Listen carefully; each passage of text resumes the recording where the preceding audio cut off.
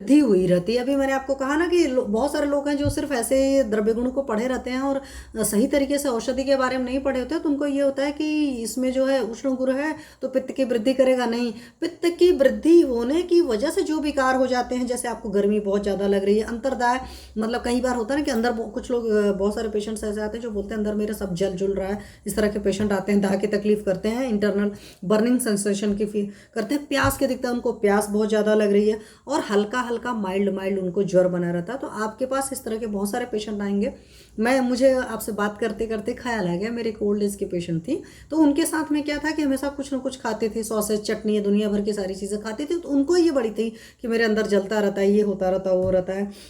उनके हाथों पैरों में भी जलन होती रहती, आंखों में भी उनके जलन रहेगी, स्वेटिंग वगैरह उनको बहुत ज़्यादा आती है, और उनको ठंडा ठंडा चीज़ खाने का मन करता है। पानी पियेंगे चिल्ड फ्रिज का उठाकर पीते हैं। अर्क का खस आप इन लोग को, ऐसे लोग को दे सकते हैं, गन्ने के रस को दे सकते हैं, और इन सारी 100 औषधियों के साथ आप अपनी गिलोय घनबटी दे सकते हैं, क्योंकि गिलोय घनबटी या गिलोय जो है आपके लीवर पर बहुत बढ़िया काम करती है।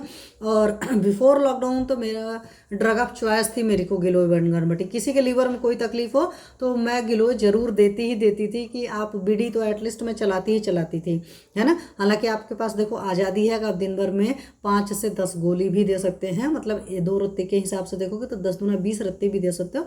बट आप देख लीजिए सिचुएशन जैसी हो उस हिसाब से दीजिए। तो आपने क्या देखा, ज्वर में भी देते हैं, जीर्ण ज्वर में भी देते हैं, विषम ज्वर में भी देते हैं, पांडु में भी देते हैं। अगर कोई बर्निंग सेंसेशन बॉडी में हो रहा है तो आप वहाँ दे सकते हैं। मैंने खुद इटसेल्फ पेशेंट में यूज़ किया है, जहाँ पर भी फीवर वाली कंडीशन रही हो वहाँ पर भी यूज़ किया है। किडनी की कोई ट्रबल रही है मैंने वहाँ पर भी यूज़ किया है। प्रमेह के जो मरीज होते हैं, प्रभुत मूत्रता, आविल मूत्रता, उन सारे केसेस में देखा है, तो बहुत बढ़िया रिजल्ट आता है। तो ये आपका ओवरऑल रहा सनसमनी बटी के बारे में। तो सनसमनी बटी को एक बार सुनिएगा फिर से, और फिर से समझिएगा। और उससे बड़ी बात, आपने किस पेशेंट को दिया, आपके क्या रिजल्ट आया, आप ये भी मेरे से शेयर करेंगे तो मुझे बहुत अच्छा लगेगा। और ये नारायण जी की क्वेरी थी, वो कि उन्हें समझ